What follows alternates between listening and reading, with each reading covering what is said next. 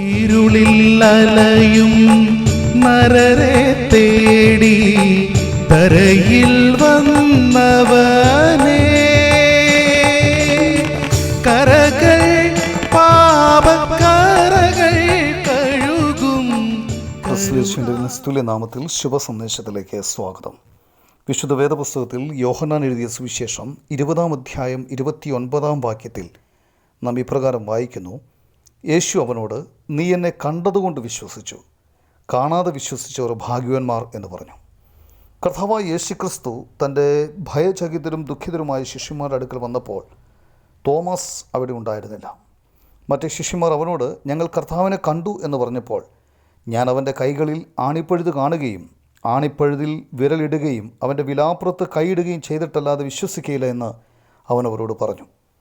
8 ദിവസം കഴിഞ്ഞിട്ട് ശിഷ്യന്മാർ പിന്നെയും അകത്തു കൂടിയിരിക്കുമ്പോൾ തോമസും ഉണ്ടായിരുന്നു.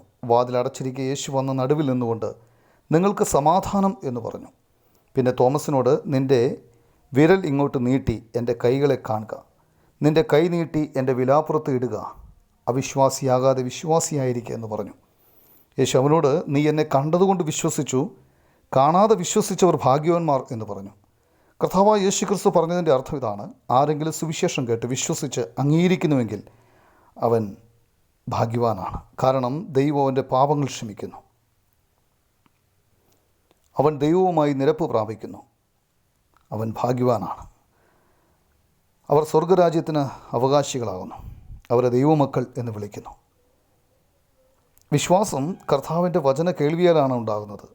സർവ്വമാനവരാശിക്കും വേണ്ടി കർത്താവായ യേശുക്രിസ്തു ഈ ലോകത്തിൽ മനുഷ്യനായി അവതരിച്ച് പാപത്തിൻ്റെ ശിക്ഷ ക്രൂശിൽ സഹിച്ച് സ്വയം യാഗമാക്കപ്പെട്ടു, അടക്കപ്പെട്ടു, 3-ാം ദിവസം മരിച്ചവരിൽ നിന്ന് ഉയർത്തെഴുന്നേറ്റു. ഇത് വിശ്വസിച്ച് പാപക്ഷമ പ്രാപിക്കുന്നവരാണ് ഭാഗ്യവാന്മാർ.